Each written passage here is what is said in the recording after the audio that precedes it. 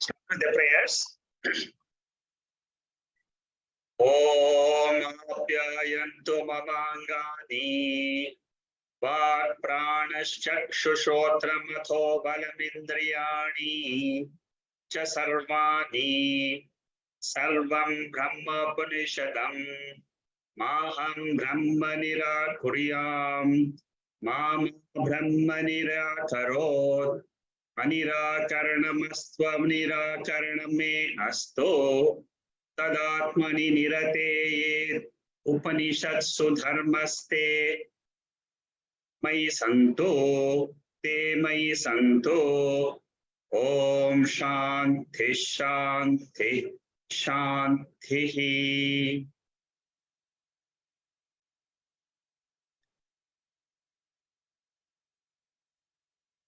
So today we are studying Keno Upanishad based on Anubhuti Prakasha. Anubhuti Prakasha is a text which is authored by Swami Vidyaranya. For those who have attended my previous talks, I have taken Anubhuti Prakasha for Mundaka Upanishad. We did 100 verses of Anubhuti Prakasha for Mundaka Upanishad. Keno Upanishad also has 100 verses. What I'm taking today is only 4 verses. These are 4 important verses from Keno Upanishad. What is the difference between what we have studied so far and what we are going to study in these verses is these are slightly intensive verses, and Swami Vidyaranya has a unique style of presenting these verses. It's basically a revision of what we have studied. As you all know, Upanishad reveals our true nature, our real nature as the spiritual essence in this creation. The world which we live in is perceptible to our sense organs. But beyond this sense organs, there is something which is holding this world. And that is the spiritual content in this entire creation. You should understand the backdrop of Upanishads. Then you will understand the meaning of the verses. Suppose you go straight into the Upanishad and trying to understand what is behind the ears and behind the eyes, and you will not get anything. So you need the backdrop, you need the canvas of where does the Upanishad fit in our day-to-day life. Our day-to-day life is a life of karma, actions. In the Veda, they say this is a karma bhumi. Right from birth to death, we are only doing actions and actions and actions. Number 1. Number 2, we are enjoying the results of our actions. When we are doing actions, I am called as karta. When I'm enjoying the results of actions, I'm called as bhokta. This karta and bhokta together is called as jiva. The entity which is in this body is jiva, the soul. Now, this soul is doing actions and it is getting rewards. The Veda tells us that this action and reward is not restricted only to this birth, this body's actions. Be very careful in understanding what the Veda thinks about our life. You and I may think that I was born on so and so date, and I have a birth date, and then in future I'll have a death date, and this is our journey on this earth. But Veda doesn't look at this our life in this way. Veda says we have many births. In the same world, we come again and again to different parents and different siblings, different different relatives, different situations, and we exhaust our karmas, means karma phala. From that point of view, it is easy to understand that I am a karta and a bhokta. What is not understood by majority of us is, in this body itself, there is not only a karta and a bhokta, but there is a spiritual content in this body. The spiritual content is Sakshi Chaitanya. Okay? This Sakshi Chaitanyam is the spiritual essence of this body. The Veda says there is Ishvara as this spiritual essence in the creation itself. There is a Samashti Chaitanyam Ishvara. There is a Vyashti Chaitanyam Jivaha. What? So this is the second thing you should understand.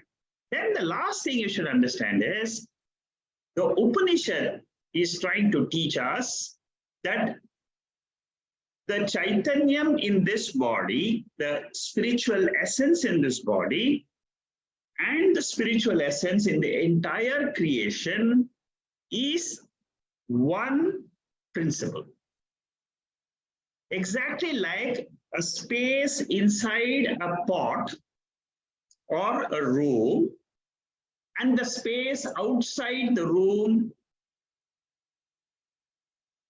because of the medium of the room or a pot, our perception tells us the space in the room is small, whereas the space outside is very big. It is only a perceptual difference. It is not a factual difference. What is the fact? The space inside and the space outside is one. Similarly, consciousness in this body, consciousness in the external world is one. And that equation, when it is brought about, it is called as Mahavakya. So this is the backdrop. Now let us go to the actual verses. Which are the verses I'm going to take from chapter 1 and chapter 2. Last week we completed chapter 4. And we also touched on chapter 3 previously. Chapter 3 is a story. Chapter 4 is dealing with values like Damaha, Karma. Values are meant for preparation of the mind. And the story part told us that in this universe, if you want to gain this knowledge, you have to go to a guru. This is Guru Sishya Parampara. And the guru will teach what? He will teach the Veda. He will teach the Veda Anta portion. When this happens, what happens to a jiva? The jiva who thought that he was the body and the mind drops identification with this body and mind, and he identifies with the spiritual essence. This is called as freedom. Freedom from identification. This freedom gives bliss. This freedom gives freedom from rebirth. The Veda is the only proof to tell us that by knowing this principle, which is the Chaitanya principle, the Sakshi principle in this body, we will not take another birth in another body. That is the law of the universe. Now, let us go to these 4 verses and see how we can revise what is the central teaching. I'm going to take chapter 1, verse 1, 2, and 3, and chapter 2, verse 4. The reason I've chosen these 4 verses is because they will give you the entire background of this Upanishad. Let's go to verse number 1. This verse, when I say verse 1, I am talking about verse 1 of Keno Upanishad. But in Anubhuti Prakasha, it is verse number 5 and 13. In between these verses also contains the description of verse 1 only. But I have chosen for each of the Keno Upanishad verses, I'm going to take 2 verses, 2 verses, 2 verses, and 2 verses. Totally 8 verses are there, which we'll try to study today. So in the 5th mantra of totally, as I said, Anubhuti Prakasha, if you all want to study Anubhuti Prakasha, I have notes for all these 100 verses. Unfortunately, the time is so short, I don't want to again take 100 verses of Anubhuti Prakasha again, like how I did for Mundaka Upanishad. So I feel that because I have taken fairly intensively Keno Upanishad, for somebody who is interested to read these notes, you can write to me. I will send those notes to you. It is Anubhuti Prakasha, Keno Upanishad. These are notes of Keno Upanishad, 100 verses. Okay? Now, the 5th verse, the way Swami Vidyaranya deals with the first verse of the Upanishad. What is the first verse of Upanishad? It is given here below. Kene shitam pratati preshitam manaha kena prana prathama praiti yuktaha kene shitam vachimimam varanti chakshuhu shrotram kau devo yunakti. This is a brilliant question by a seeker. This is how we should understand Vedanta. When we try to understand Vedanta, we should not, this is the type of reasoning. This is the type of mimamsa, logic, analysis, interpretation. How should I interpret my experiences of this world? All of us use our sense organs. All of us use our mind. All of us are breathing. But we don't ask this question. How am I breathing? What is the power by which this breath is going on in this body? What is the power by which I am thinking? What is the power by which my eyes are seeing? These are the questions which will trouble a seeker. Ordinary person on the road, he will not even bother about this. But when you become a seeker, these questions are extremely important for us to understand the absolute truth of this universe. Mind, vital breath, senses of hearing, sight, and speech. Now I'm going to the verse 5 of Anubhuti Prakasha. This is what Swami Vidyaranya is saying about this particular verse.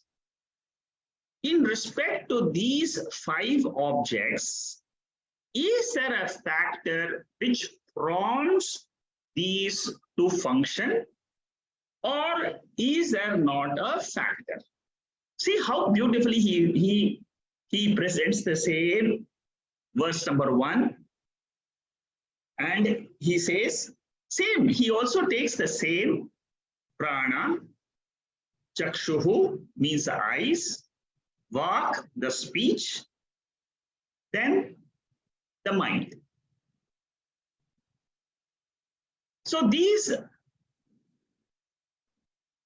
sense organs of hearing, of seeing, speech, breath, and the mind, 5 factors are there. He's not taking the lungs or the digestion and so on. He's just taking these 5. And why he's taking only these 5? Because they are the Sukshma Shariram and the Sthula Shariram. Sthula Shariram is the eyes, but Sukshma Shariram is the Indriyam, the power inside the eye. But that power inside the eye is not independent. It is powered by another factor which is called as consciousness. So verse number 5 to 13 of Anubhuti Prakasha, there are 9 verses on the question of the student. So Vidyaranya analyzes 1 verse in 9 verses. That is his brilliancy. If you want the details, you can write, you can get the notes. Well thought out question. It is not off the cuff question. Very well thought out. This is the way of learning Vedanta, because these questions, they help a lot. Prashna Upanishad also has got a lot of questions. Prashna Upanishad, question and answer. Katha Upanishad has got question and answer. Mundaka Upanishad had question and answer. Bhagavad Gita has got question and answer.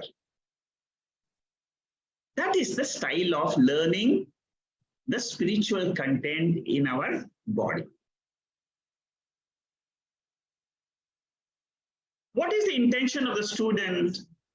The student is summarizing his question and says the organs functioning in their field of knowledge are the 5 organs of knowledge, 5 pranas, 5 organs of action, and then the antakaranam. Antakaranam consists of mana, chitti, buddhi, ahankara. So 5 plus 5 plus 5 plus 4. Totally, there are 19 organs which are functioning in this body.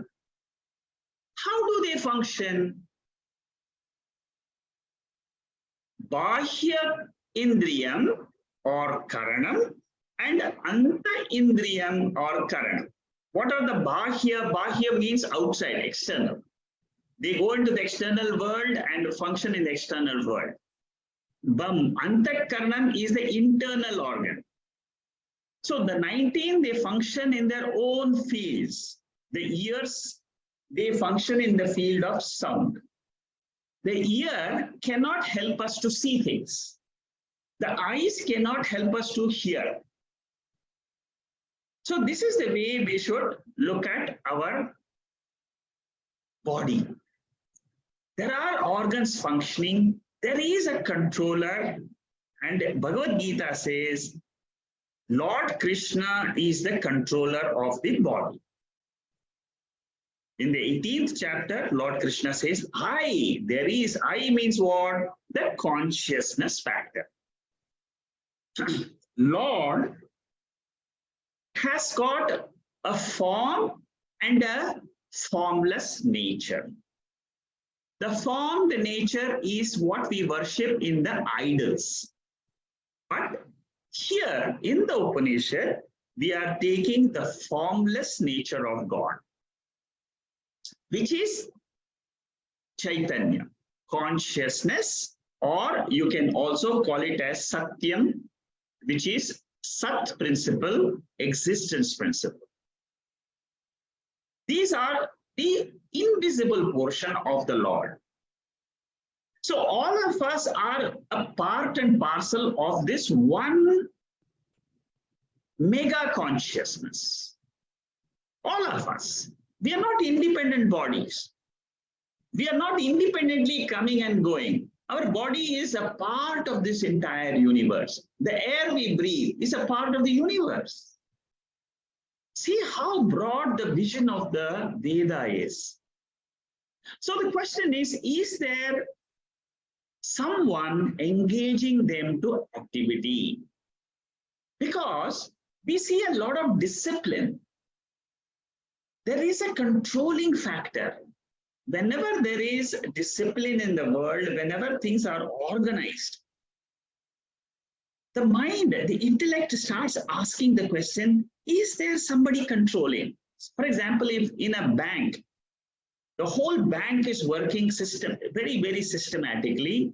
You have the cash counter, you have got the deposit counter where you can go and deposit, you can have a cash counter where you can withdraw. So there is an activity going on in the bank. Is there somebody controlling it? Yes, there is a manager. Similarly, there is a controlling factor. That controlling factor is called as prerakaha. Prerakaha means controller, coordinator, engager. Manaha preraka, the controller of the mind. Shrotram, chakshu, vak, the controller of the ear, eyes, and the organs of speech. Vapushi stitaha, remaining in the hardware, which is the body, which is the abode of this sense, the Sukshma Shariram. Sukshma Shariram, with the body, with the abode, we can see it because it is visible.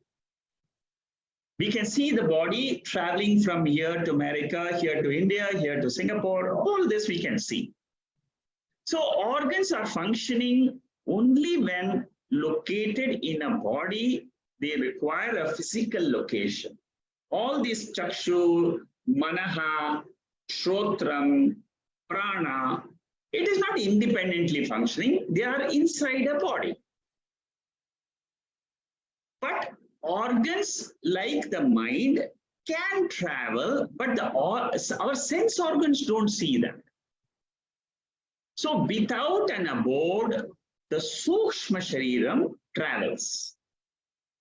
It can't perceive when it is traveling. But Bhagavad Gita says in the 13th chapter, 15th chapter, it says clearly that at the depth of the body, the 19 Sukshma part of the body, they leave the body and they travel to another body, which is given immediately. But it is in a Sukshma form. Again, it will take birth into another physical body. Shrotram chakshu-sparshanam cha rasanam ghranam cha adhisthaya manaschayam vishayanupasevate. Bhagavad Gita, 15th chapter, 9th verse. Presiding over the ears, this organ of smell, organ of taste, and the antakaranam, there is an adhishtanam. Adhishtanam means there is a there is a abode. For this adhishtanam, for the body, which is a golakam, there is a controller. Pravartante swasya karye. So the respective functions are being done by the organs as designed by the Lord. So this is a very, very complex body. It is not a simple body. Our organs of digestion, circulation of blood, pumping of the heart, the working of the mind, the sleep condition of the mind, the waking condition of the mind. These are something which is mind-boggling. But there is a prerakaha, vidyate nava. If there is an instigator, there is an enabler, there is an engager for these 19 organs of which are functioning in our body. So student has arrived at some possibilities and is asking a well-informed question. That is the first verse which I wanted to take regarding who is behind the 19 Sukshma Sharira. Now, in Anubhuti Prakasha, the 13th verse. If God, who directs the senses, were admitted to be one, then it is not correct. Because the senses are to be directed, so many of them.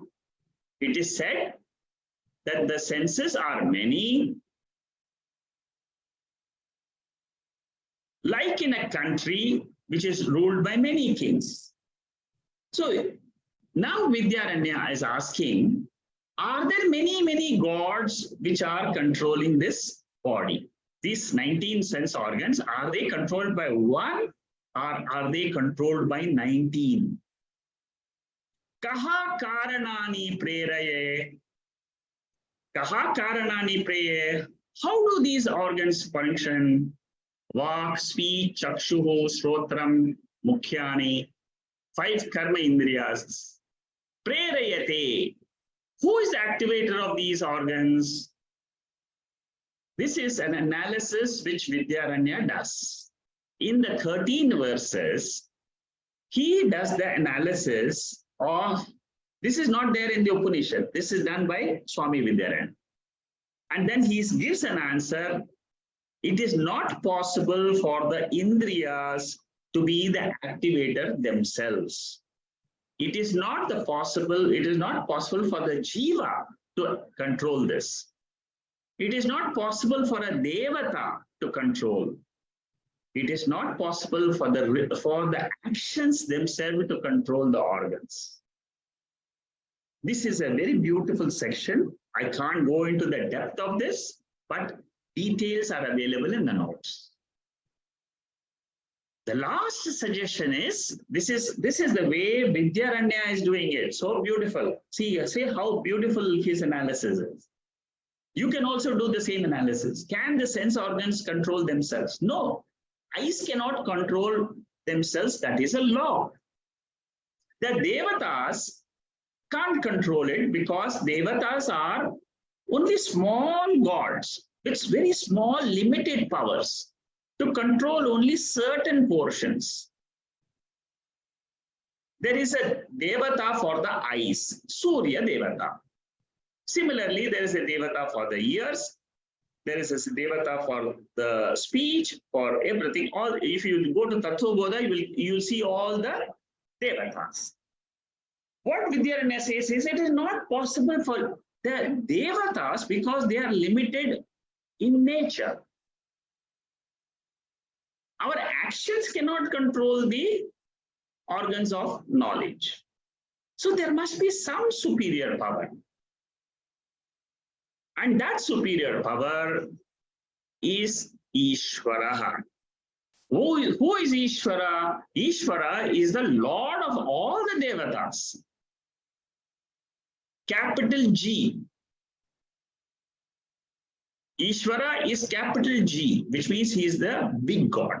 Is God one or many? God, when you say is many, it means you're talking about limited devatas. And they are countless in nature. I mean, thousands of them Brihadaranyaka Upanishad, in one of the sections there, lists almost like 50,000, 55,000, those many devatas are there, which like even small things. See, we know Prithvi Devata. Prithvi Devata is a very big devata, which controls the entire functioning of the earth. In certain parts of the earth, only certain vegetables can grow. In certain parts of the earth, only mango tree can come, not coconut tree. Similarly, in certain parts, we need certain other climatic changes for tea, for the production of tea leaves. Now, all this, there is a law. Kim asau ekaha, is God one or many? Vishnu, Shiva, or Devi, who is the greatest? Ani Ishvaraha Bahavaha.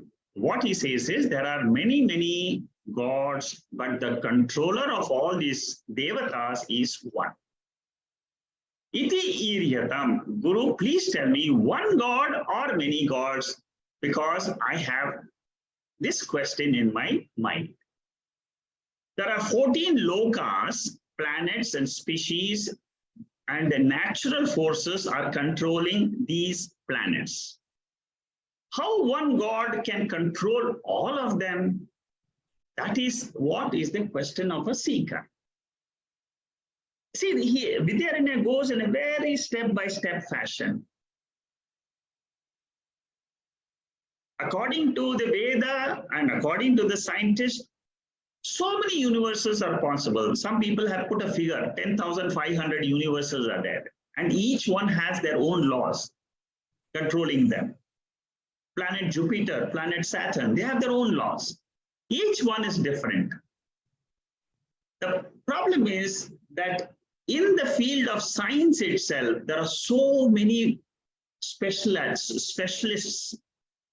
If you take dentistry, dermatologist, you take the human organs itself, there are so many specializations. It is so difficult for us to analyze. There is no consensus among how many are gods in this universe. There are plenty. So similar, like a country can have many kings, but the president is one.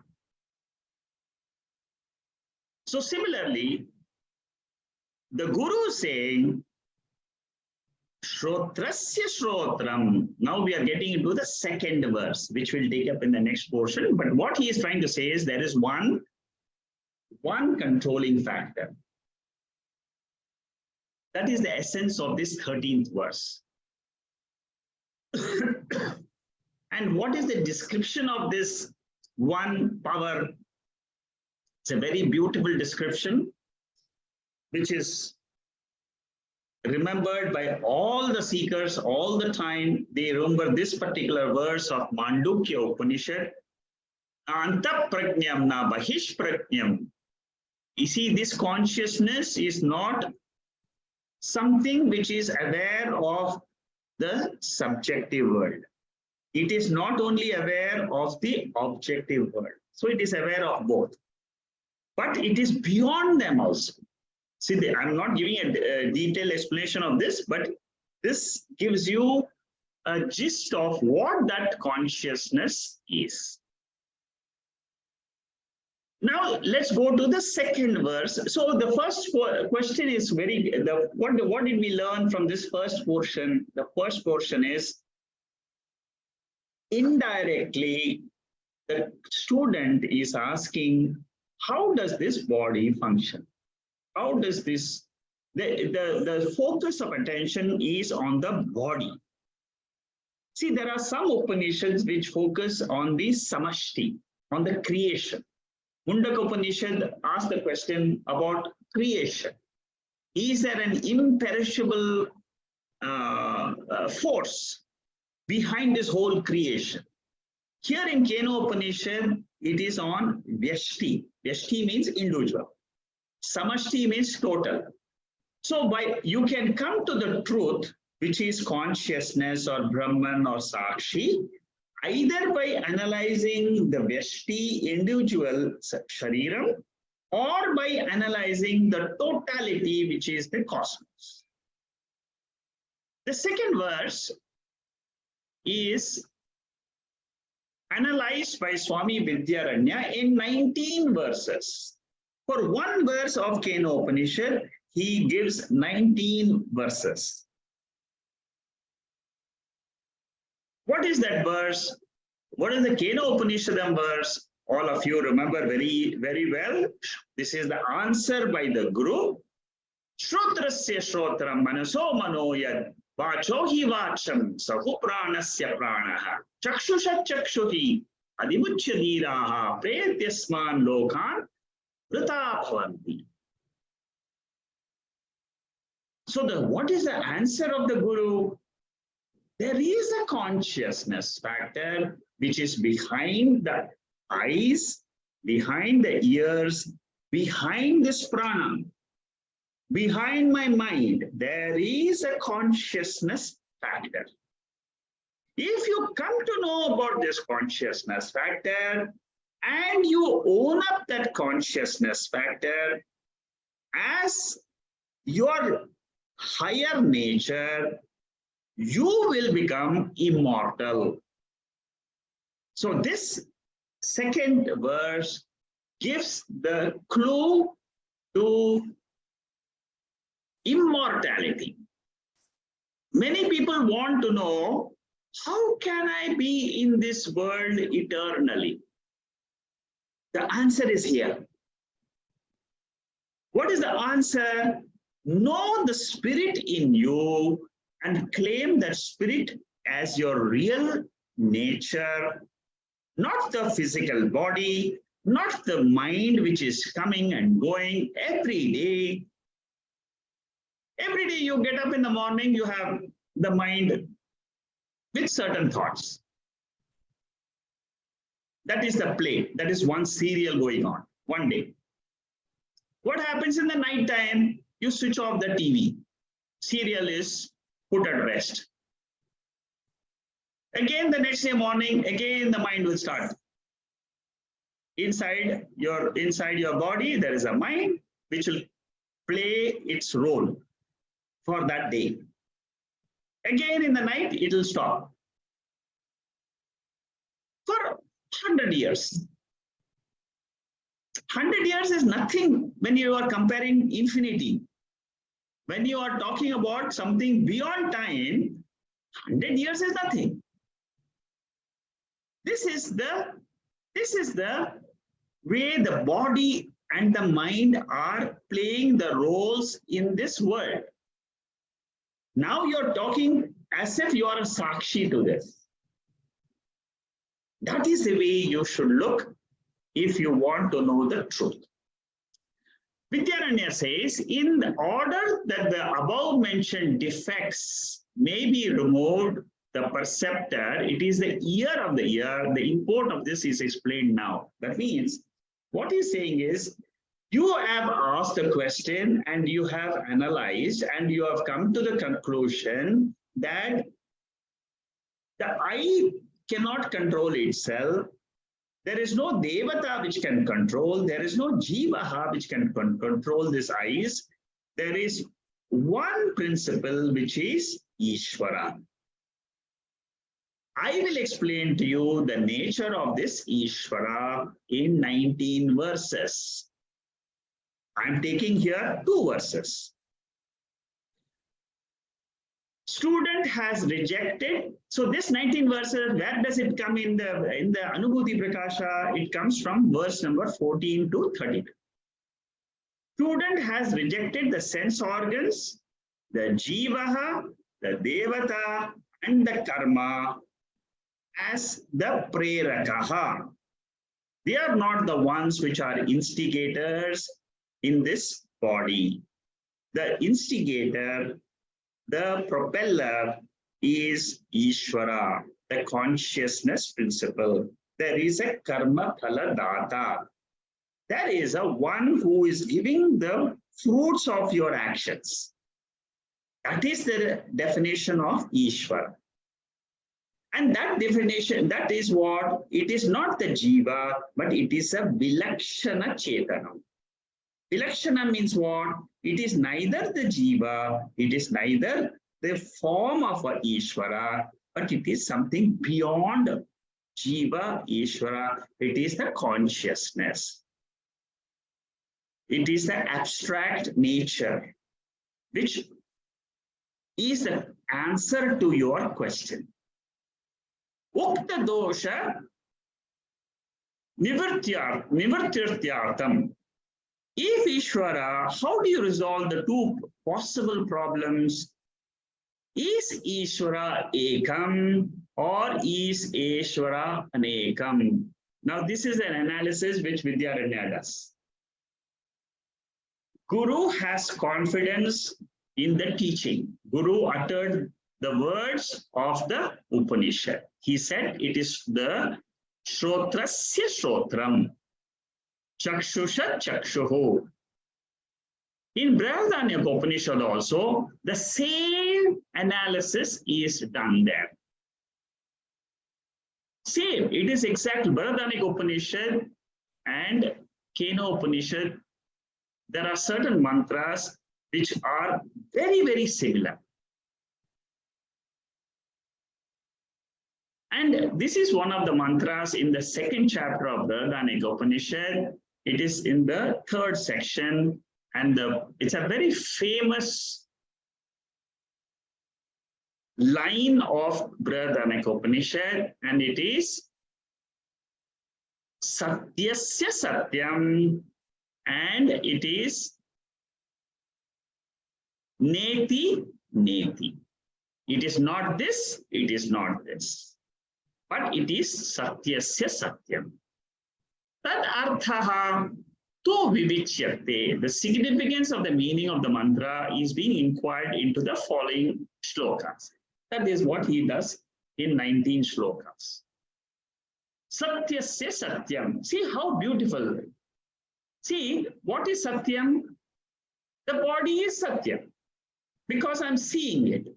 But is it the real Satyam or is it Vyavaharika Satyam? Vyavaharika Satyam means it is an incidental nature. Real Satyam means what? Satyasya Satyam. The waking state, the dream state, and the sleep state are Satyam. They are relative in nature. They come and go, come and go, come and go. But is there a substratum for these three, in which all these three are coming and going? That is called as Satyasya Satya. It is the truth of the truth.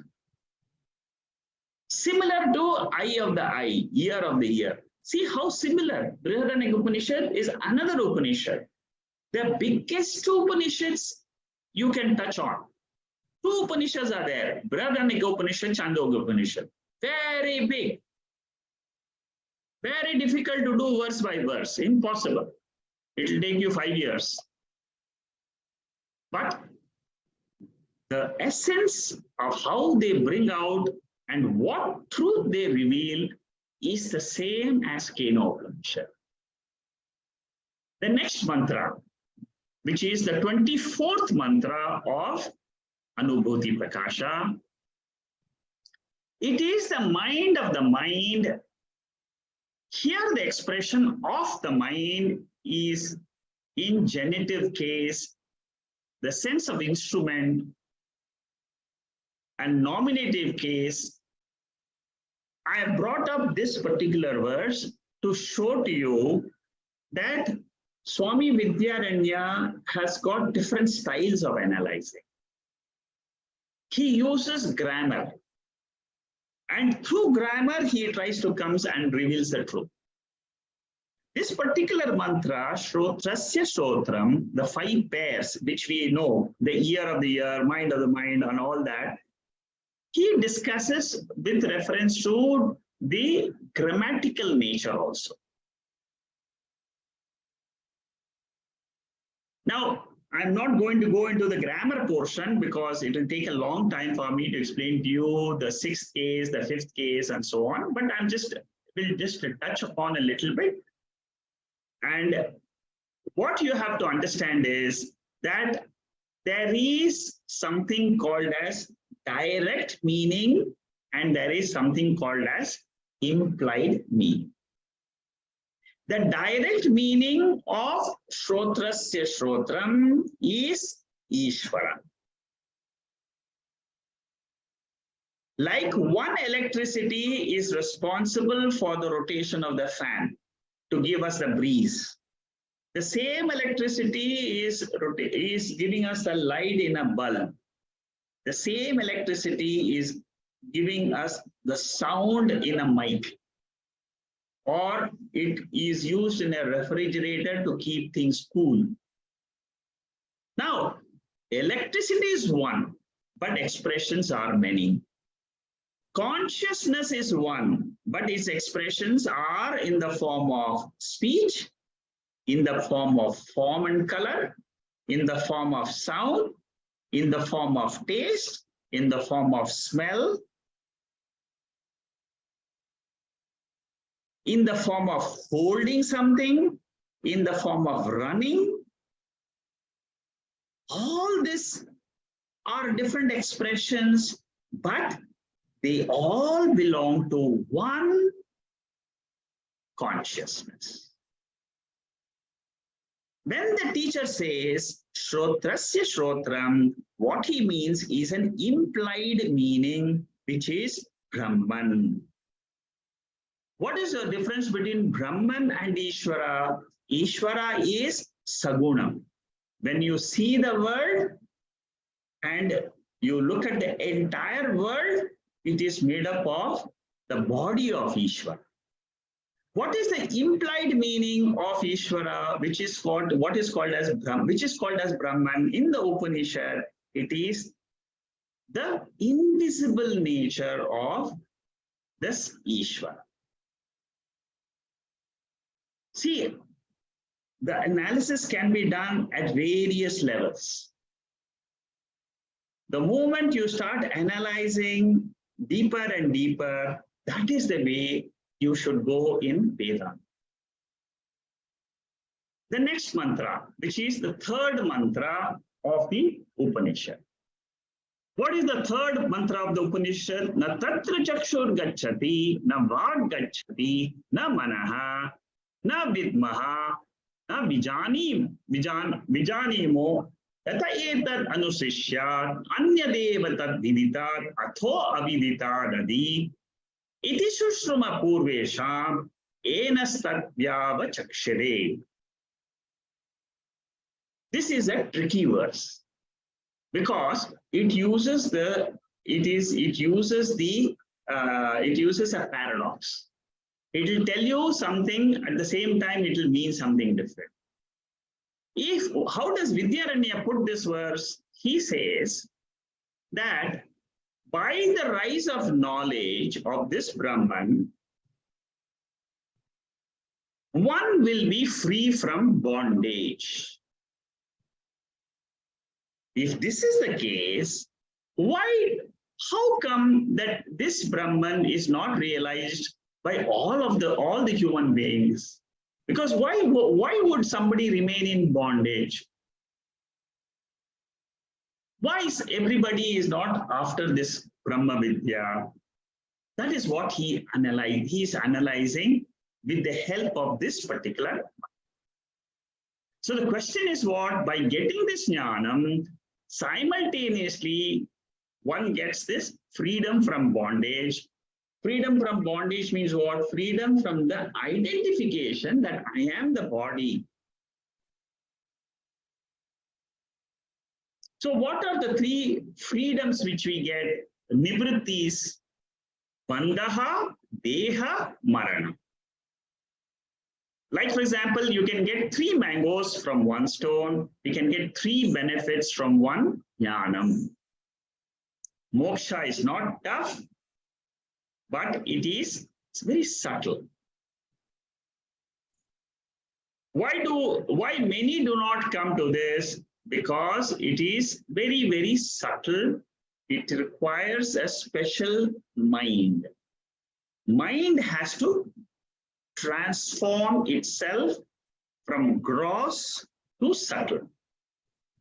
Then only this idea of bondage, idea of death can go away when you realize the spirit in this body.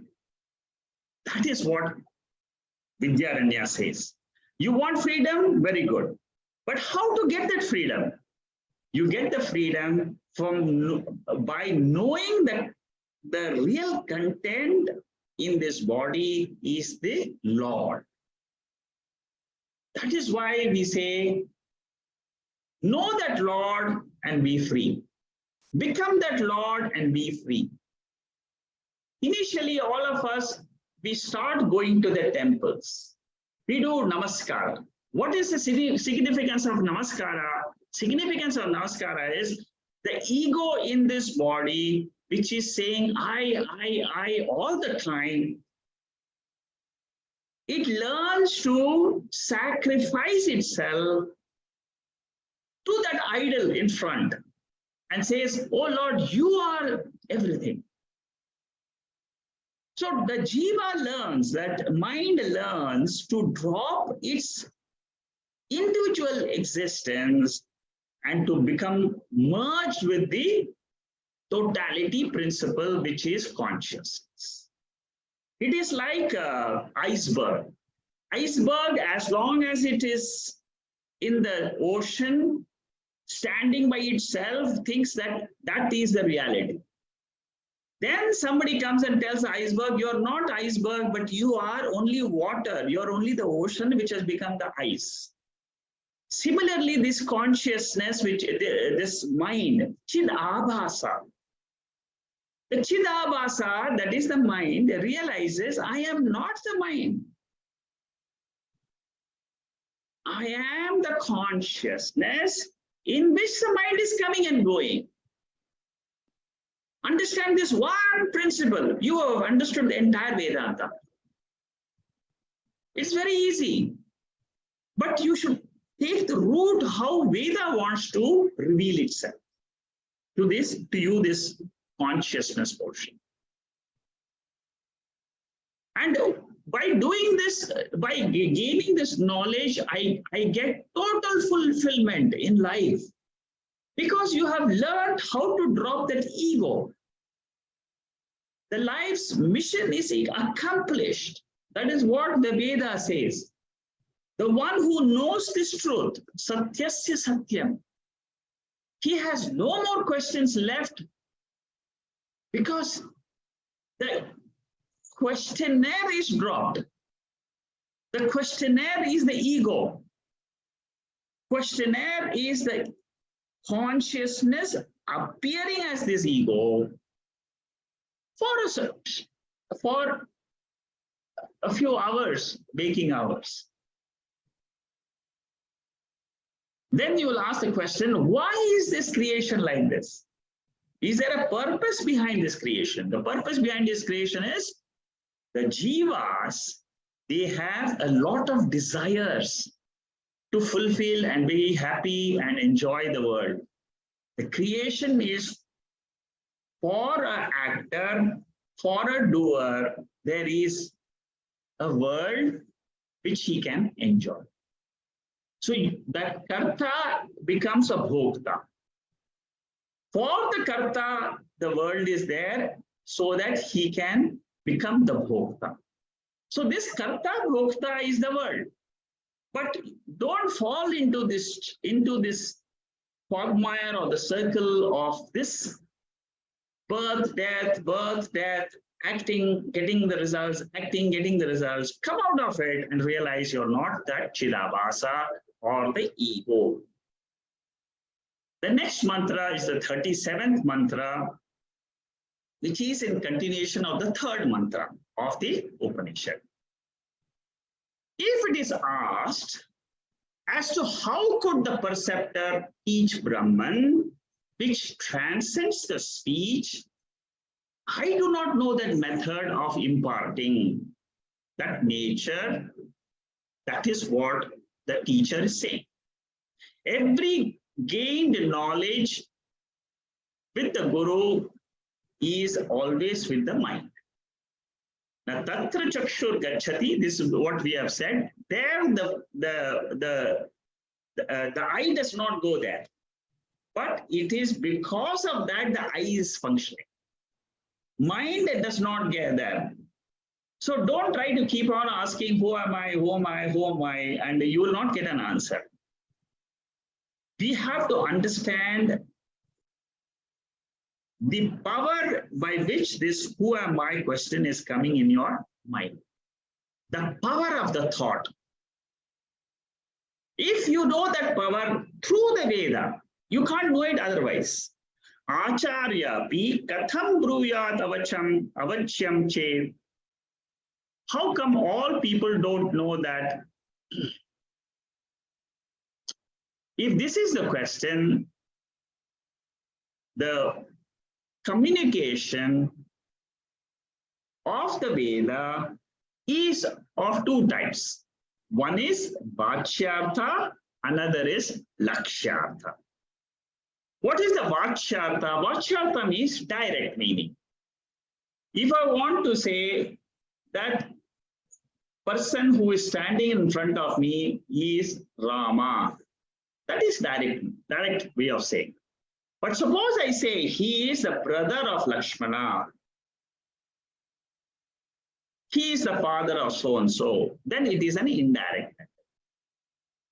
So Lakshana Vritti, Abhidha Vritti. Abhidha Vritti means direct words. Indirect words is another method of revealing things. For objective world, we can use the direct method, which is called as Vachyartha. Vachyartha means direct meaning. You can explain directly because your sense organs can perceive. Whatever the sense organs perceive, you can explain in a direct way. But the subject, who is a subject in this body? If I want to know that, there is no direct method, there is only indirect method available. That is why Upanishads, they use the indirect method of revealing the truth.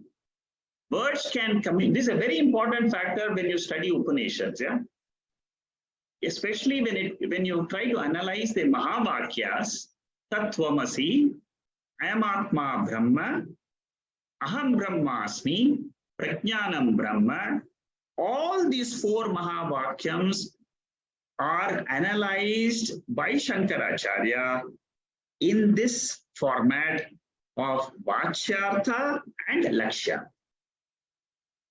The body cannot be compared to the body of Ishvara. Impossible.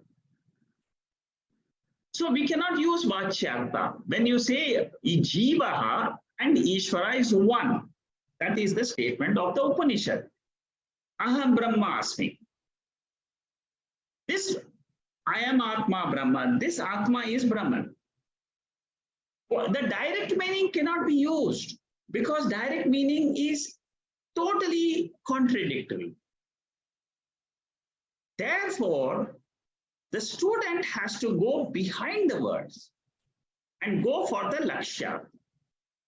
Naham manye suvedeti, nona vedeti vedacha, yonastad veda, nona vedeti vedacha. Not, see, this is the tricky reply of the student. When the student was asked by the Guru, do you know that Brahman? He says, not that I don't know Brahman, and not that I know Brahman also.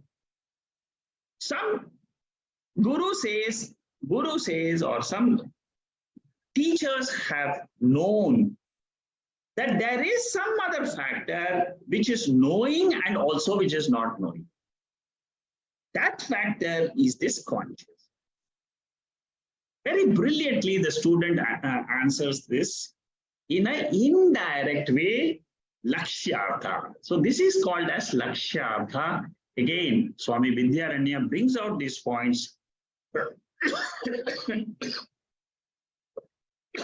so that we can also apply his method of teaching. The same Keno Upanishad is available in 100 verses. And these are the style of Vidyaranya. I don't know how words can communicate Atma directly. I don't know how the words can communicate indirectly, but the words can communicate. See, that is because, see, communication involves the mind, involves sense organs, involves factors. But we are talking about consciousness, which is the substratum, which is beyond all this. And the methodology is only Lakshyartha, indicative, implied meaning, like Satyasya Satyam, like Neti Neti, not this, not this, not this. Keep on negating everything. Ultimately, where will you arrive? Consciousness. Now, we have finished 3 verses. I'm coming to the end. The 4th verse, which is the 2nd chapter, which you know very well, Pratibodha Viditam Matam, the most important verse in the entire Keno Upanishad. How does Vidyaranya analyze this? He has a very simple way, but in the end, you will understand how beautiful his analysis is. 68 to 71 are the verse numbers in that he says, when such a knowledge is attained, then Brahman is realized. He who has that knowledge attains immortality. So what does he say here? He says, if you know what is Brahman, what is the knowledge of Brahman, then you don't have to look at anything else in life for immortality. Immortality means what? I am mortal means I'm identifying myself with the body. I am immortal means what? I am identified with the spirit in this body. The spiritual essence is this consciousness. And that is what is called as Pratibodha. Pratibodha means before any knowledge can come, understand there is the spiritual essence. By knowing the spiritual essence by its nature, what is its nature? Consciousness. What is the meaning of consciousness? I am conscious. I am conscious. All of you are conscious or not? Yes. That is what is called as Pratibodham. Before any knowledge of the forms and colors through the eyes can arise, what is that knowledge? That knowledge is called as Pratibodham. Prati is a prefix. Bodham is a knowledge. Before the rise of objective knowledge, that knowledge which you have about yourself is called as the spiritual knowledge.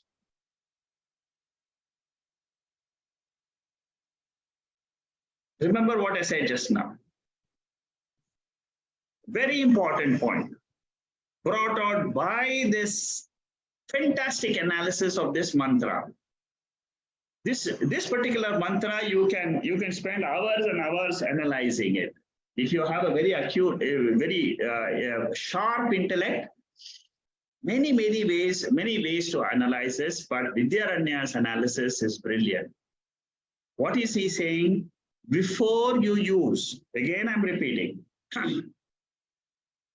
in the morning before you get up.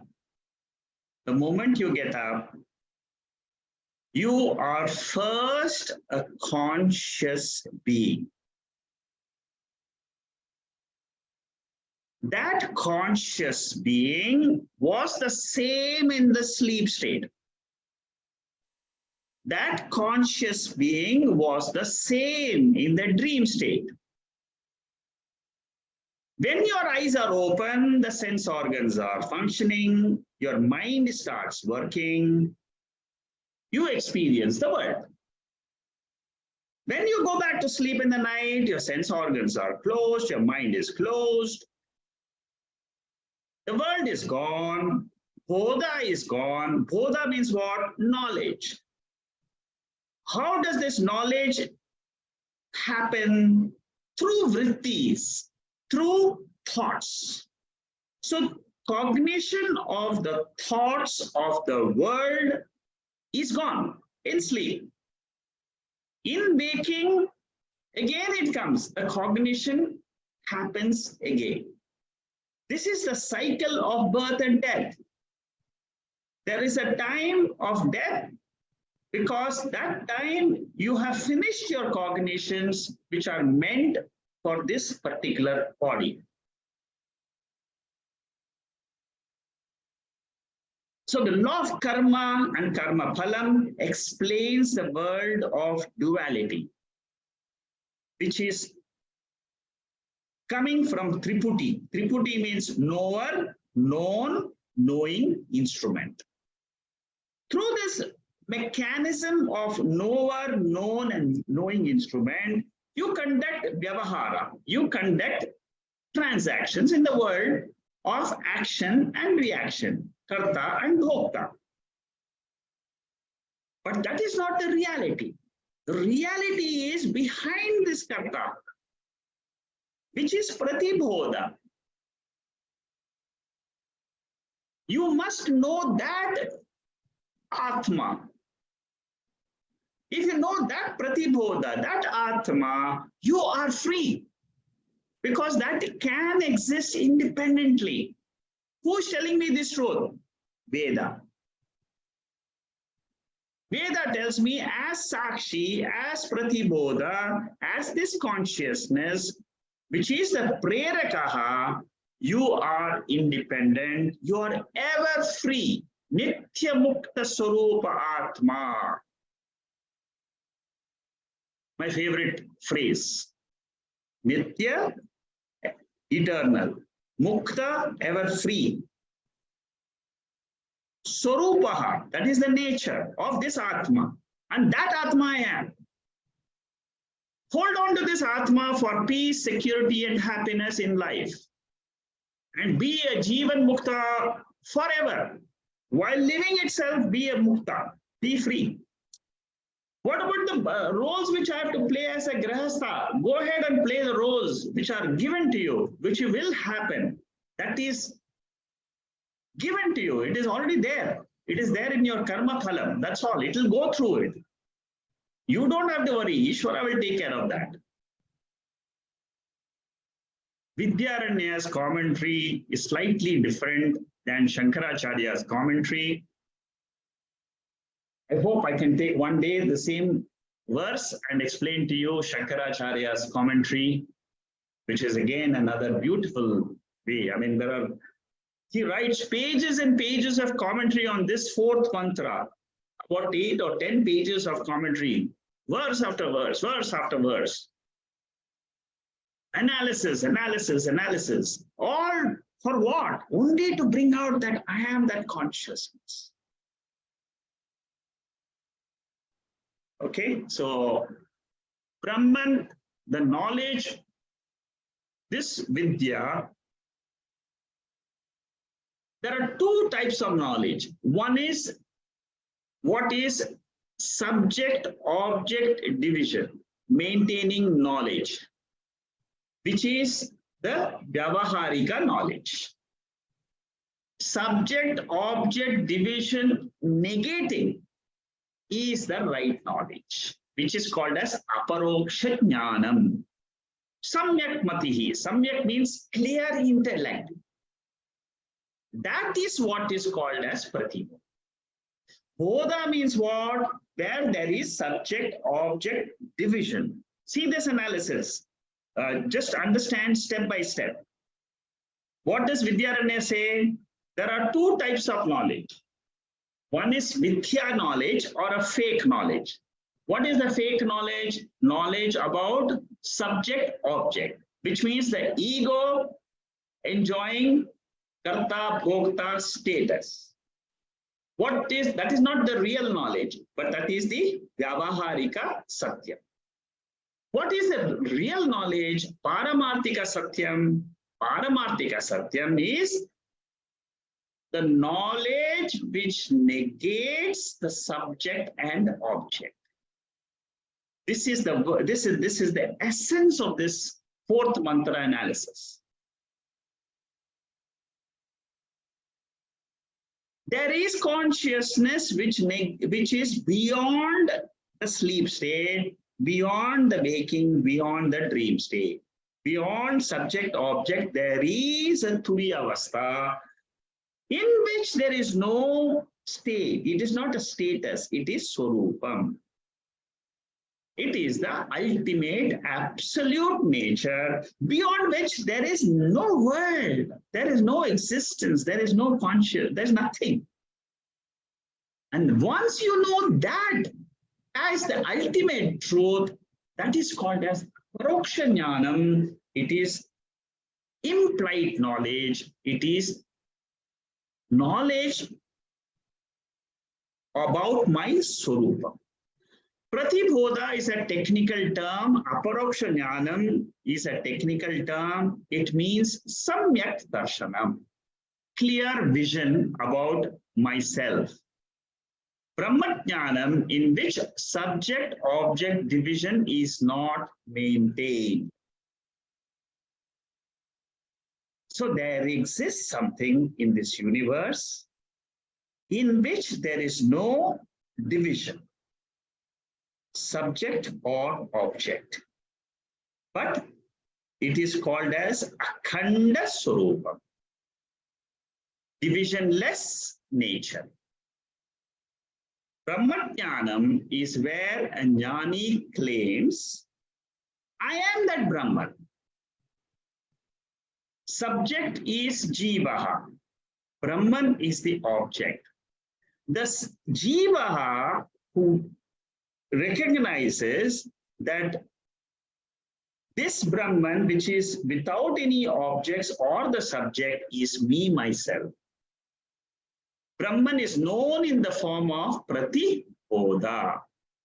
The meaning of Brahman is clear. There is no karta or karma or bhokta in Brahman. For vyavahara, for transactions, I will use the expression of my date of birth, my physical features. All that I will use. That Veda never says you don't use. Veda says that is meant for vyavahara. But know the truth about yourself. No internalization of samsara is possible after pratibodha. So, first of all, we have to understand this nature of ours. After you have understood it, you have to dwell on it. That is what is called as manana. Then the third stage is, you have to say, I am no longer that body. I am not that mind. I am playing only the roles, but I am not that. I am the Sakshi.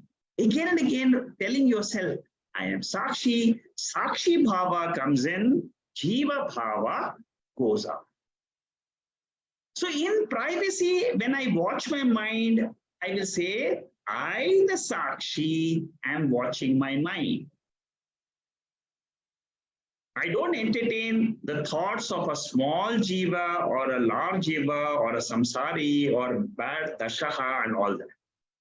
Jiva is jiva. Jiva is born to carry out certain roles. It will carry on, it will go away.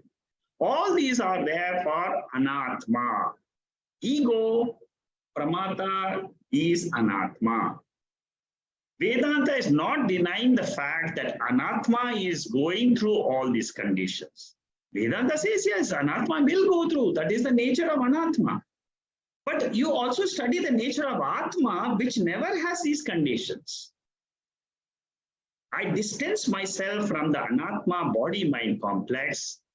And what do I claim? I claim I am the awareness. The groaning pain in Anatma is not denied. We don't conclude that I am a samsari. We say I am Sakshi Chaitanya. I'm never affected by the Anatma conditions, which are a fact which is given and it is given to me. Bhagavad Gita has this sloka in 6th chapter. The 6th chapter of Bhagavad Gita is a very beautiful chapter for Upasana. How to meditate. The best chapter in the whole study of entire scriptural literature is the 6th chapter. Yam labdva chaparam labham manyate nadikam tataha yasmin stito na dukkhena gurunapi na chalyate. Having obtained that state, there is no other gain which is superior to in this life. And that is what Lord Krishna says as one portion of this. He says there is nothing superior than this Turiya Avastha, the state of consciousness, the state of pure living, Jivan Mukta living. And what is the second statement he says? Even if there are sorrows in life, it does not affect him. He is not moved by it. So this verse gives us the importance of Brahma Vidya. I am Nitya Mukta Ananda Swarupaha. Nothing in this world can challenge that. This is my Swayam Darshanam. This is the vision about myself. Not only I gain this vision by studying Upanishads, the Upanishads also teach me Nididhyasnam, where it tells me there are bodily discomforts may be there, but it will not affect you. Subject-object division knowledge not maintaining is idrishya bodha. Such a knowledge is pratibodha. So what is pratibodha now? Where there is knowledge, where there is no subject-object division. That is the knowledge which I should gather. That knowledge is called as Brahma Vidya. If I know that knowledge, I am free. If Brahman is known in this manner, distancing Brahman in the form of Pratibodha Rupa, you distance yourself and then you claim yourself to be Aham Brahma Asmi. Under such condition, this Brahman is rightly understood. Only when I know Brahman as I am Brahman, I will attain immortality. As a jiva identified with the body, I am mortal. I am subject to punarapi jananam, punarapi maranam. As consciousness, Brahman, the cycle does not end for me. It means I had the cycle, which is not a fact. It was never there for me to end the cycle. No need to come out of the cycle. Coming out of the cycle is called as escapist moksha. That will anyway end. I want to escape from samsara is a wrong term to use because I am ever muktaha. That is a knowledge which ultimately the Upanishad gives me. I didn't know that knowledge. There was a Maya Shakti covering. It was revealing my nature. Now I know. By studying Pratibodha Viditam, I have understood that Brahman. As Brahman, I don't have any problems to escape from. And the one who has this knowledge, Amritatvam hi vindate, he attains immortality by dropping the Jiva Bhava. There's one more verse I will try and finish that verse before I conclude. This verse is the 69th verse. A person acquires strength or power to realize Brahman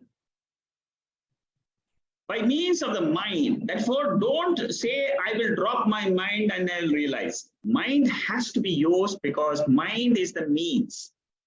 It is associated with the knowledge of discrimination between real and unreal. By knowledge alone, one attains immortality. That is the message you should remember. Knowledge, jnanad eva kaivalyam. Freedom comes only by the knowledge of this existence principle, consciousness principle. Nitya anitya viveka. I know Brahman, therefore means I am Brahman. It requires tremendous mental strength and courage to claim this. So Jnani is not a very simple person. He's got courage. And the courage to claim, how does it come? It comes because of the sadhana chatushtaya sampatti. There is no deficiency of shraddha or samadhan. I have full faith in the scriptures. So viveka vairagyam sadhana chatushtaya sampatti mumukshutvam is deficient, means I will not be able to claim. If there is optimum level of these four qualifications as per the Tattva Bodha, I will be able to have the courage. Courage comes because of qualification and it comes because of the study. And when you study the Veda, you get Nitya, Anitya, Viveka. What is Nitya? Nityam is Atma. What is Anityam? Ego and the Vyavahara. What is Anityam? Anityam means incidental. So am I able to understand the Mahavakyam? Ultimate study ends only when you understand Mahavakyam. What is the Mahavakyam saying? Jivaha is Brahman. I have no difficulty to claim I am a Jnani. I have understood the nature of myself. You go to a dark room and you can ask yourself, my dear Jiva, are you a Jnani or not? You should say, no doubt, of course I understand. The problems are for Anatma, which will always be there. There is no perfect body, mind, intellect in 3 words. Lord Krishna says this in Bhagavad Gita. There is no perfect situation for a Jnani also.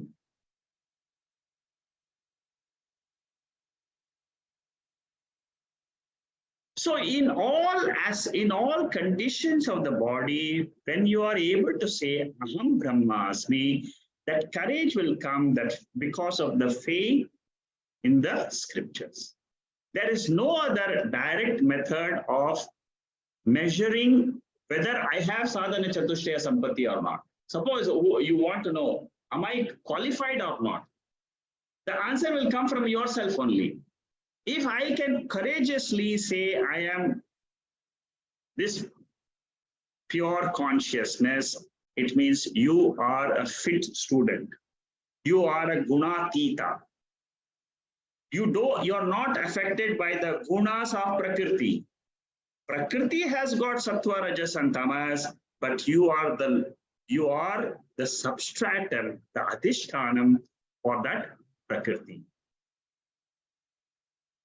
Veditum labate, only through knowledge of this pratibodha, which is aparakshanyanam, you can gain immortality.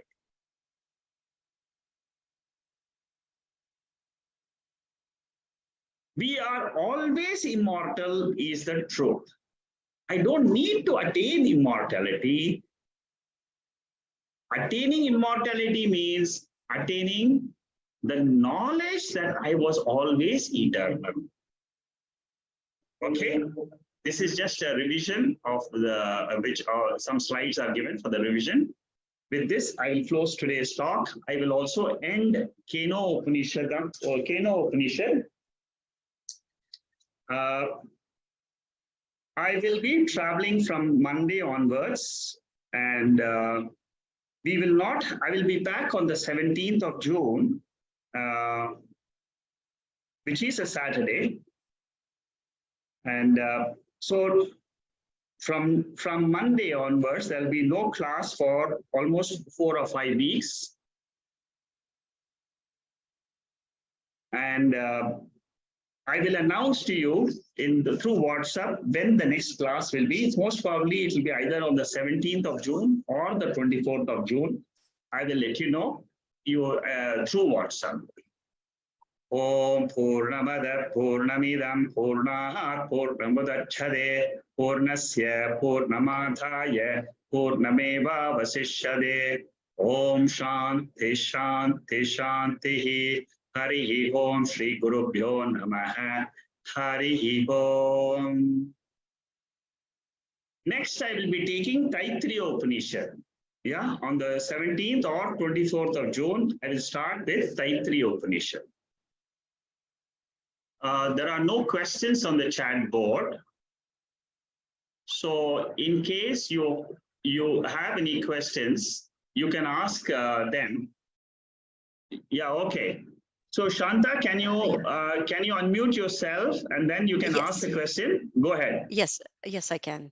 Thank you for this talk. And as I was going through, I've got trying to understand that when we say we come out of the cycle of life and death and we achieve moksha. Now, what is that moksha look like? I mean, you're not a part of this life and you're not a part of this unreal world of this Maya. So what is that which makes you different at that point? And whether you become, because when you become Brahman or when you claim to be Brahman, because you're already Brahman, but when you claim to be Brahman, how do you actually see or visualize that, what that Brahman looks like? I'm not saying, it's a straightforward answer, but No. It's a very beautiful question, Shanta. You are asking something very, very deep. See, you are asking a jnani, okay, you have got the jnanam. Now tell me, how is your life? In short, that's what you're asking. Yes. What is that? Yes. Okay. I'll give you an answer to that. You see, this is how the scriptures, they describe a jnani. What the scripture says, the jnani is very similar in life as everybody else.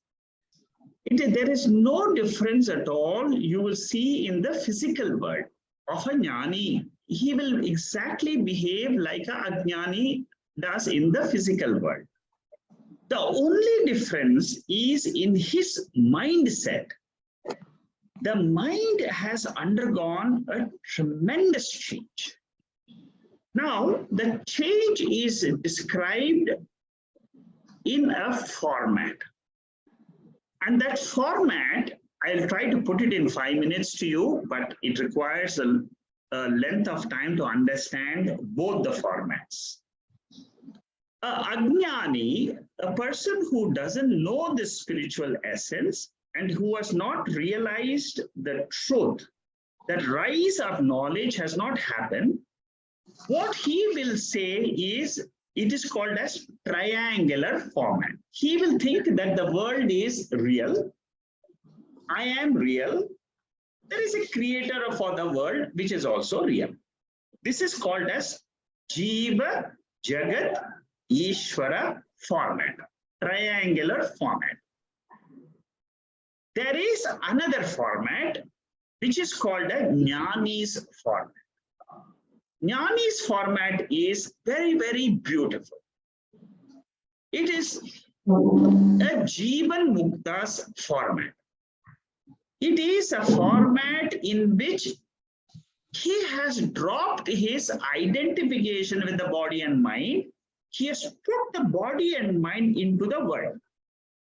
And he says, okay, Ishvara, you have given me this body. This body has come from somewhere, I don't know.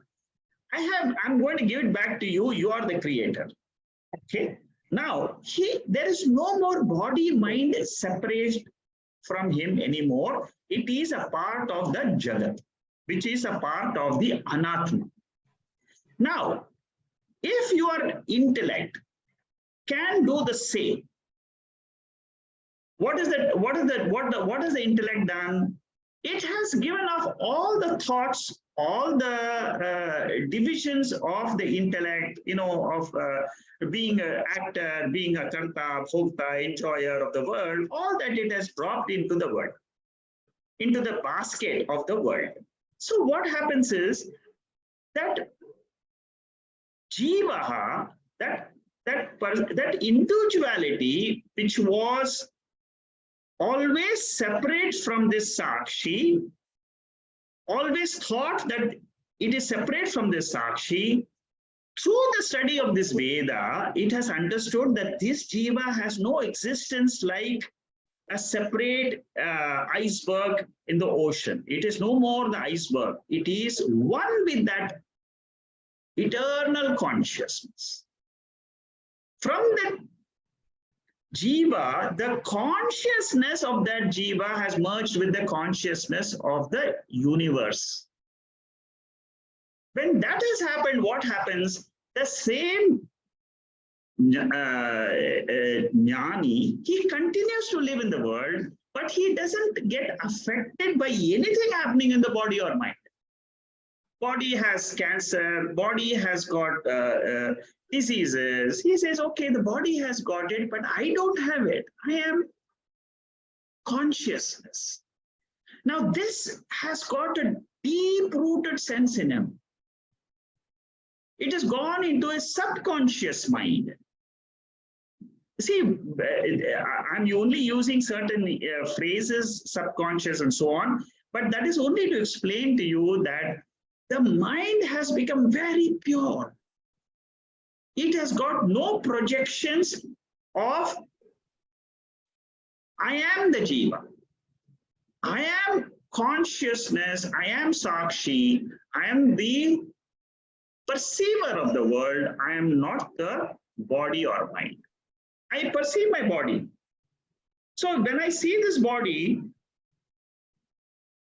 normally what will happen to a person, he'll think that I am the body. The body is 50 years old. I'm suffering from so on. So body was very young some time back. All the thoughts will come to Ajnani.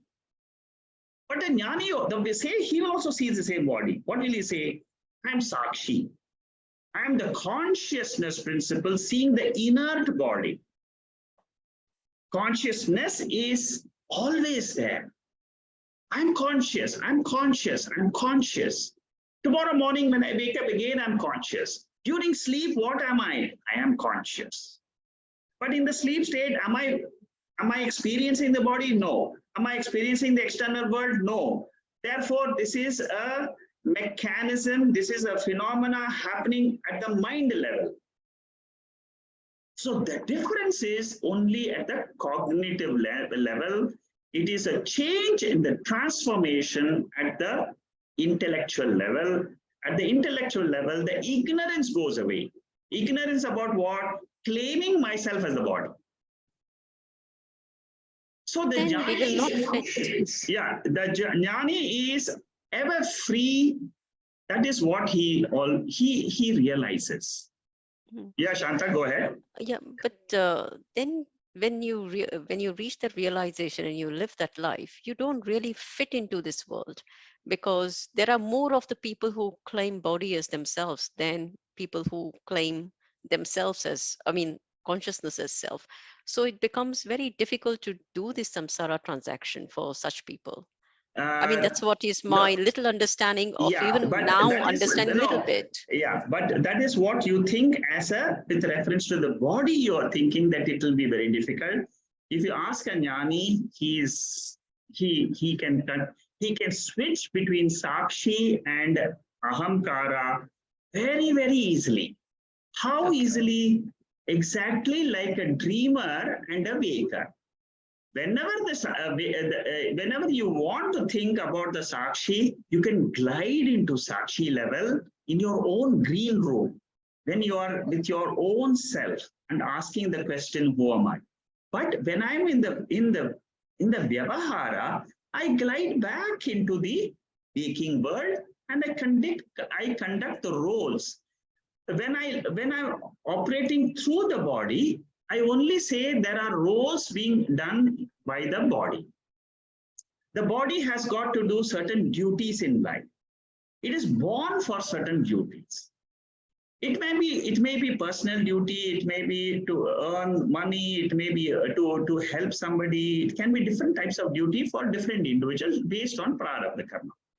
So the jnani will have, let us look at all the Swamijis.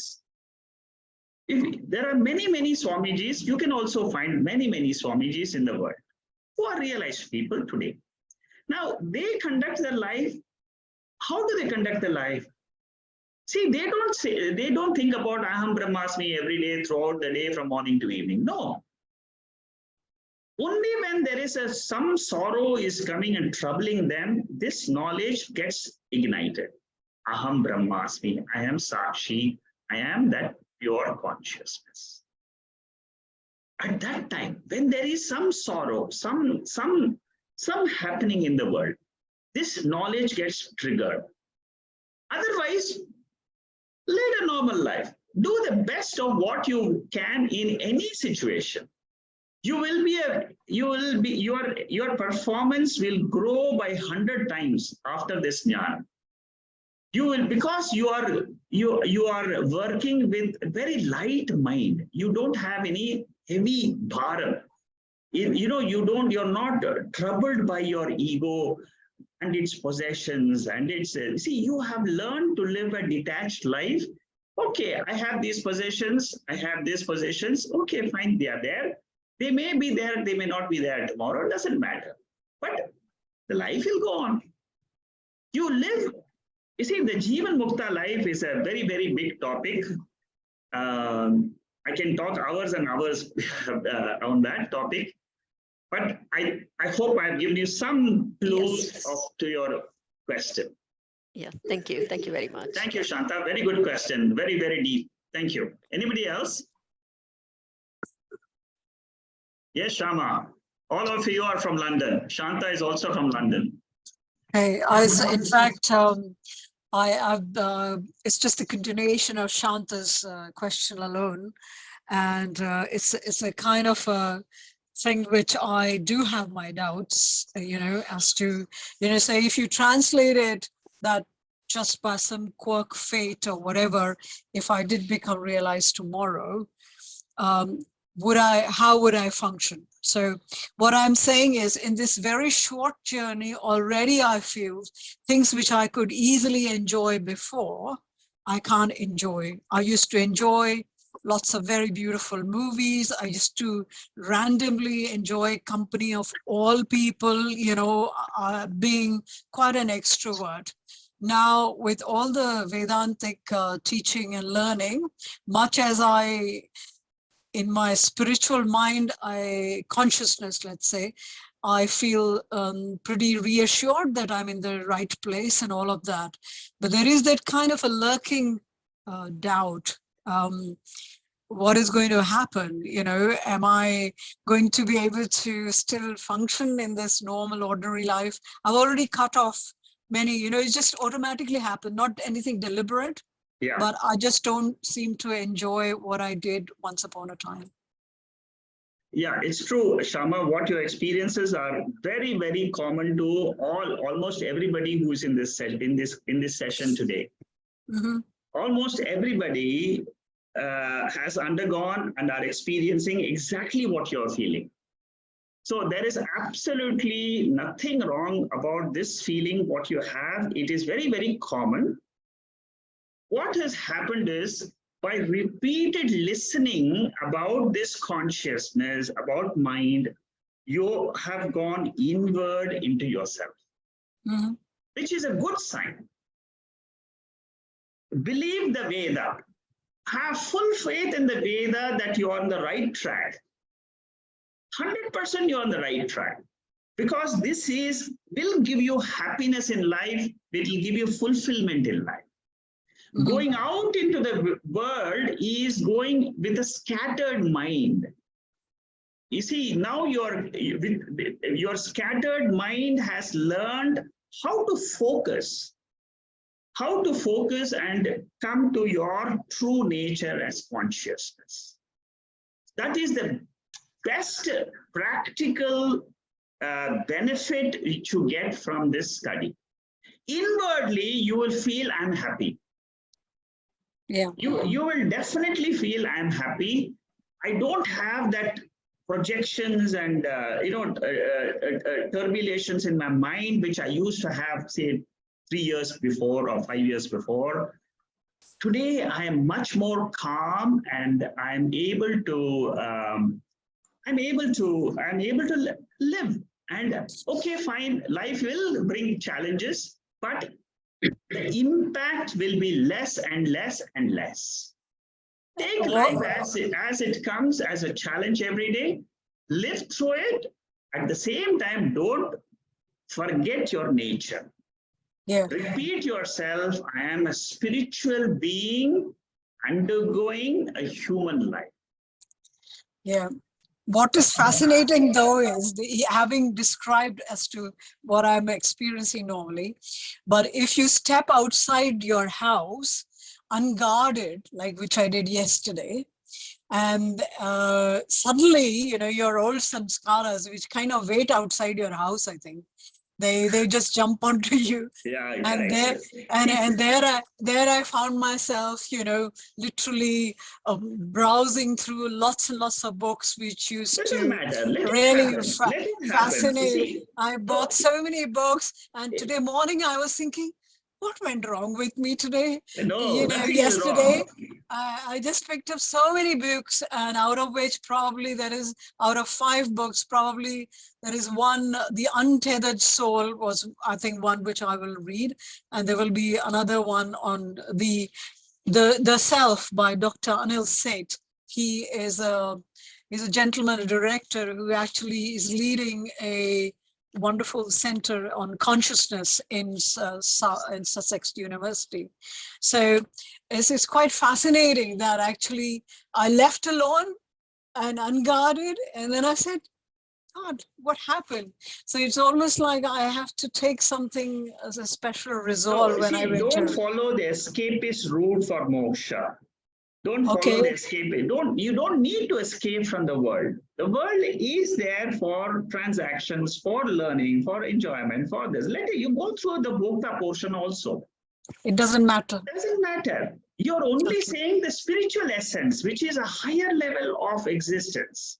Always remember Paramarthika Satyam and Vyavaharika Satyam. The Vyavaharika Satyam has no effect on the Paramarthika Satyam. It's like the waker and the dreamer. The dreamer can never affect the waker. So if I read like psychology realms and psychology philosophy, the conventional, will it weaken? Will it weaken my faith? It will not weaken your faith. It will disturb you a little bit while you're reading those theories. It might sound slightly contradictory to Vedanta, but always remember this 2 levels. As long as you remember the 2 levels, you will never go wrong with your Vyavahara. Remember the Satyam and Mithya. Always remember this world I am undergoing. You can read 100 books. You can have 1,000 desires. You can go and watch a movie at the end of today's session. Absolutely no problem. So you go these are all at the level of the mind and the body. But at the level of the spiritual essence in you, it never gets affected. That is the teaching. That leads me to just another question. Does this not indicate my lurking desires? In other words, one of the fundamental requirements for spiritual life, isn't it that it's a desirelessness state? No, it's not desirelessness state. Only you have to remember the condition that desires can be there, but it should not become binding desires. They should become preferences. I prefer to leave go it. to a movie. I prefer to see this. But if it doesn't happen, I'm not affected. Okay. Change your desires, binding desires, into non-binding desires. And have 1,000 of them. It doesn't matter. So I want to do this in life. I want to do that in life. You see, for example, there are many Swamijis who want to build, they want to build ashram, they want to build hospitals, they want to build. Also desires. Yes, they also have desires. But what is the difference between a jnani and a ajnani? For you and me, if we don't get that chocolate box from Oxford Street, we feel totally down next day. Or somebody doesn't give me a present for my birthday, I feel very down. So then I then finally concluded, because then I sat and wrote a note to myself today morning. So I finally concluded that it's a bit of a chicken and egg state. The very state of desirelessness, which I think of it as a prerequisite, is actually automatically, once you get your realized states, the desires by themselves will fall away. Then no longer are you troubled. Is that a right thing to visualize about moksha? Yes, it that does when happen. you get the highest, what else do you have to desire? Nothing, isn't it? You can just nothing. You can just laugh at the whole world, running around, including my old self, which I can look and say, hey, that's what you did only yesterday, didn't you? Yeah. So I can laugh at myself. Yeah. You see, So thank you very much. Yeah, thank you, Shama. Vedanta is something which you study to free yourself from attachments and grow out. That's all. You grow out of your desires. You were fond of toys, you were fond of saris, and at some time you were fond of some psychology books or medical books at some times. Grow out of it, grow out of it. The moment you grow out of it, because you become wiser and wiser. That's all. The whole life is growing out of our lower desires and going after higher desires. That is what is spirituality.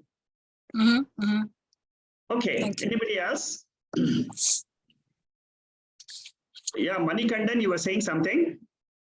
Yes, Sekharji, when I do Yasna, and I am claiming that I am Brahman, so I am doing a practice of that I am not this body, I am not this mind, I am consciousness, and I am always existence, bliss, and Puranam. So every day I'm practicing like this, but sometimes I feel like it is like a ritual, like a mantra, or kind of a ritual. Initially, it will be like this. Initially, you might find it is like a mantra, but as you go a little bit forward, you will find that this becomes it comes in the background. It no longer comes as a thought, but it remains as a canvas to your living. Initially, you may find that it is like a mantra. Am I trying to condition my mind? It is not conditioning of the mind. What you are doing is you are becoming aware of the fact. After some time, what will happen is you will just be the awareness and drop these thoughts. This is what is this is very beautifully described in Dhritarishya Viveka, the different types of meditations. So what you're doing is a deliberate meditation with thoughts, which is good, which is called as Vedantic meditation. It is a tremendous help for seekers. That's what I take in my Wednesday sessions, meditation sessions. What you're doing is correct. Keep doing it, and after some time it will become part and parcel of your own awareness in this world. That's all. What you're not conscious of, you become that after some time. And when that happens, what happens? I'll tell you what is a sign. The sign is you will be able to watch each and every thought in your mind. This is a sign.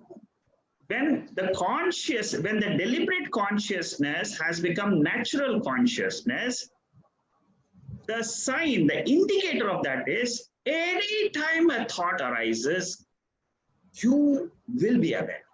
That is the indicator of spiritual science, that you have understood it, you have assimilated it, and you have become that consciousness. See, this is what is the benefit. This is what is called as Jivan Mukti. Jivan Mukti means what? I live in this world. And the only thing is, nothing in the world becomes a binding desire after that. Our desire is, yes, it has come. If it gets fulfilled, it's good. If it doesn't get fulfilled, it's okay. That's God's wish. Leave it, drop it, and go forward. That is what is Jivan Mukta life. And it is a life of freedom from your attachments to this world with binding desires. Learn to live that life again and again. That is what is Nididhyasana. I have desires, but I am not attached to them as binding. If it happens, good. If it doesn't happen, still okay. I will still move on. Acceptance will come. Is it almost like one can visualize the state of Janaka, the Videha?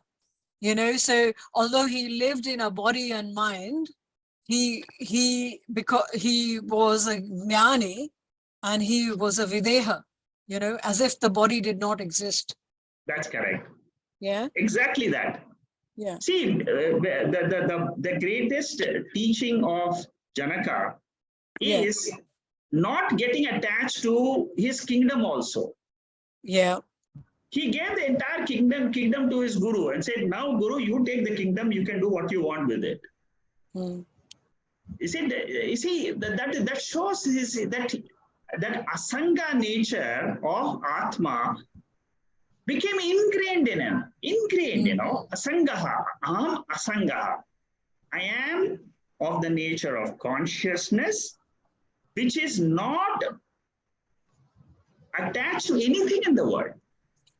See, these are all the small little things which help us in our day-to-day life also.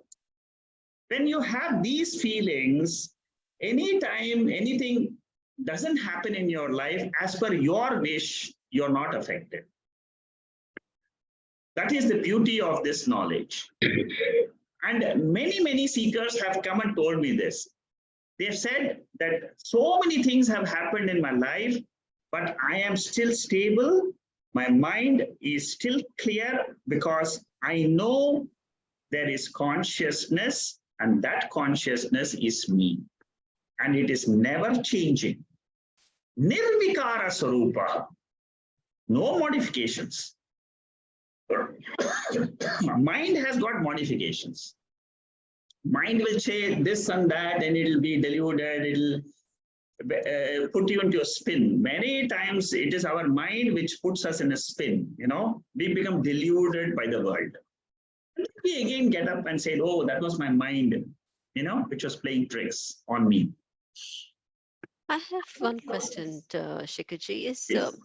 It is becoming quite difficult already, as you know, Shamaji said, that because recently I got to know one of the persons I've been working for quite a long time has been detected of cancer, and it's in the terminal, you know, towards the end. And I wasn't affected. I said, oh, he's actually, you know, coming out of the cycle.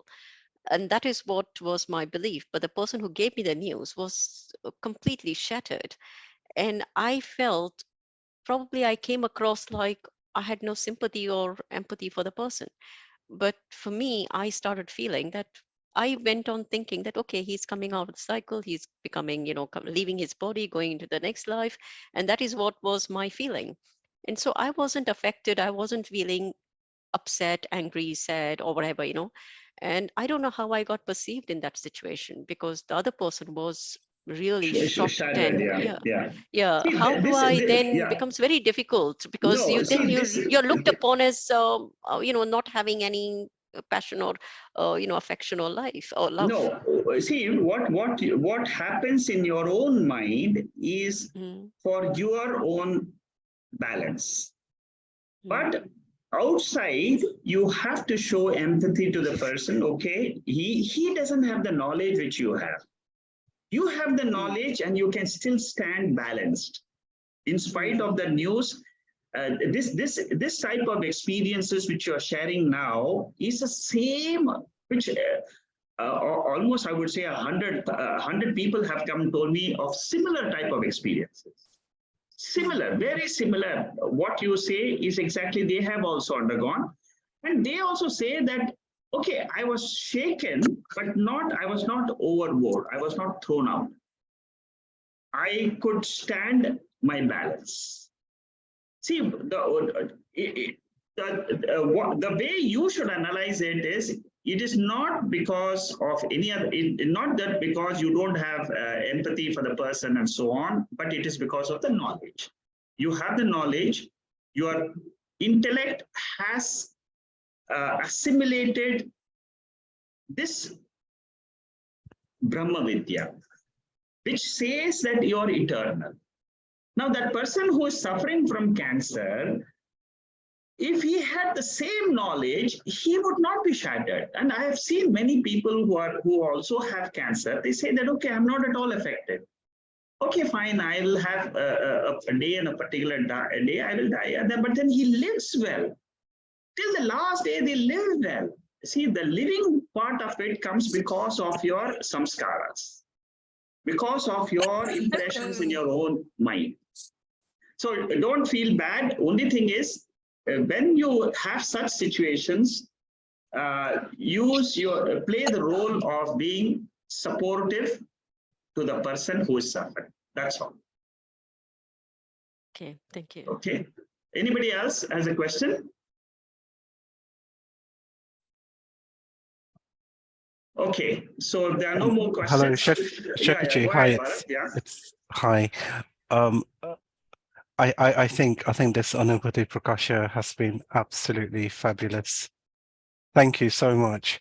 It's been absolutely brilliant. And whilst you were answering all the questions, you know, it's really funny you say about watching the mind, because I so wanted to interject, and I could see that thought. And I was thinking, no, I can see the thought, relaxed, and that's exactly what you said about being able to see the thoughts. I thought that was quite funny. I just wanted to say that what you said towards the end, it's like fully appreciating the teachings. In that process of appreciation, the mind gets purified and Brahman is known. Therefore, all that, it's like all that remains is to claim that I am Brahman, Nitya Mukta Atma. As awareness, what I've noticed is that I work in an environment which is very political, and what I have been told by other colleagues is that I seem to be making more decisions in the wider interests of everyone as opposed to self-interest. And I think this is down to teachings. I think it's much far more easier to put others first, where all the compassion comes in. Any like memories that you see are now treated as that. They're just memories. It's what happened. It's no big deal.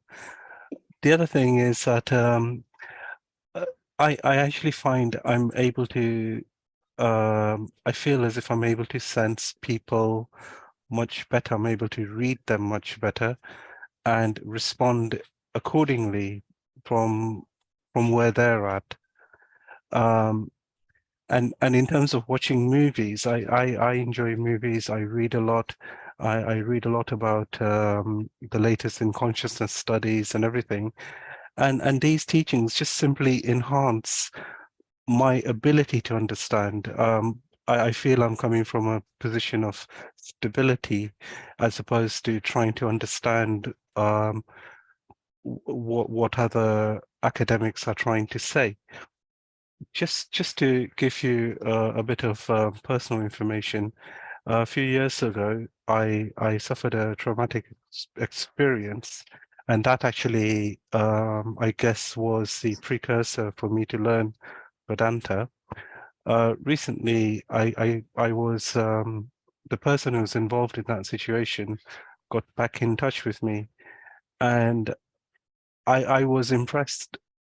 I was impressed that I was able to operate from the highest level and do the right thing for them. Yeah. Which they appreciated. And I think that's the thing, that's a key thing. It's the improvement of relationships with other people and ability to help. I guess it's nitya karma becomes very evident. Yeah. Thank you, Bharat. Thank you for sharing your experiences. These are all very similar experiences to what Shama or Shanta or others have expressed. But the best thing is continue the study of Veda. It really will purify the mind and make your living better and better. That's all. Let the study continue, and we'll come back with the new Upanishad starting in June, either on the 17th or 24th of June. So next month we'll start again, and it's going to be an exciting journey again. And Taittiriya Upanishad, I will try to cover a little bit of Shankaracharya's Bhashyam in it. It's very beautiful, and I wish you all a great a month ahead of learning, studying. Keep your exercises of learning the Veda every day. Whatever text you may do doesn't matter, but continue the Vedic teaching, Vedic learning as much as you can. Thank you, and see you around, say in about 4 weeks from now.